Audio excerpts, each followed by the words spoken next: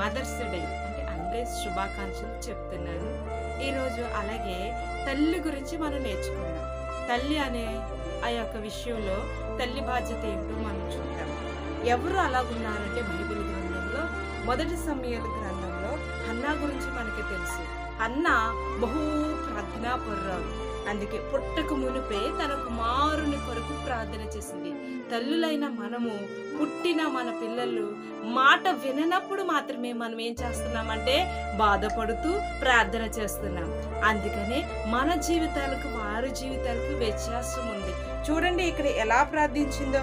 మొదటి అధ్యాయం 10వ వచనములో బహు దుఃఖాక్రాంతురాలై వచ్చి యెహోవా సన్నిధిని ప్రార్థన చేయుచు బహుగా ఏడ్చుచు సైన్యములకు అధిపతియగు యెహోవాను మరువక జ్ఞాపకం చేసుకోమంటున్నారు. హన్నా గారికి ఒక లోటు ఉంది కదమ్మా. హన్నా గారి జీవితంలో ఒక సమస్య ఉంది కదమ్మా. హన్నా గారి జీవితంలో ఒక వేదన కలిగిన బాధ్యత కలిగిన బాధ ఉంది కదమ్మా.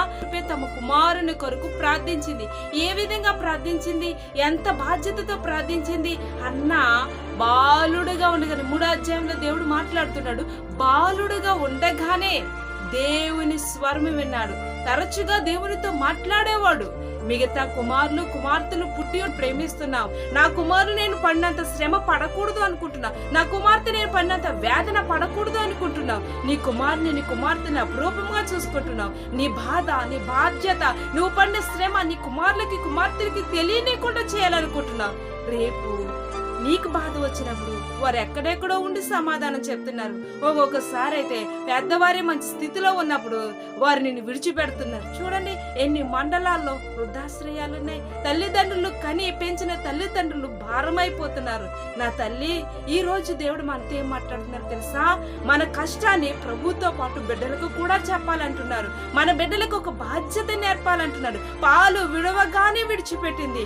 బాధ్యత భారం ఒకటి ఆ బిడ్డకు వచ్చింది కాబట్టి ఉన్నత ప్రవర్తగా దేవుడు సమూయేలు గారిని మార్చుకున్నారు. మన బిడ్డలకి భక్తి నేర్పగలుగుతున్నామా? మనం పడిన బాధంతా మన బిడ్డలకి తెలియపరుస్తున్నామా? మేము ఈ స్థితిలోంచి వచ్చాం, మేము ఇలా కష్టం. ఎందుకంటే ఈరోజు మదర్స్ డే కాబట్టి నేను ఈ మాట చెప్తున్నాను. తల్లిదండ్రులుగా మనం ఇచ్చే ప్రేమ చాలా ఉన్నతమైంది. అంతగానూ ప్రేమిస్తున్నావు, అంతగా అందిస్తున్నావు. వారికి అర్థమయ్యకపోతుంది. నా తల్లి, నా చెల్లి, నా సహోదరుడా, ఒకే ఒక మాట మాట్లాడుతున్నారు. ఏంటో తెలుసా? ఈ రోజు హన్నా తన భవిష్యత్తులో ఉన్నతంగా ప్రార్థన చేసింది. మరి నీవు నేను కూడా అలా చేద్దామా?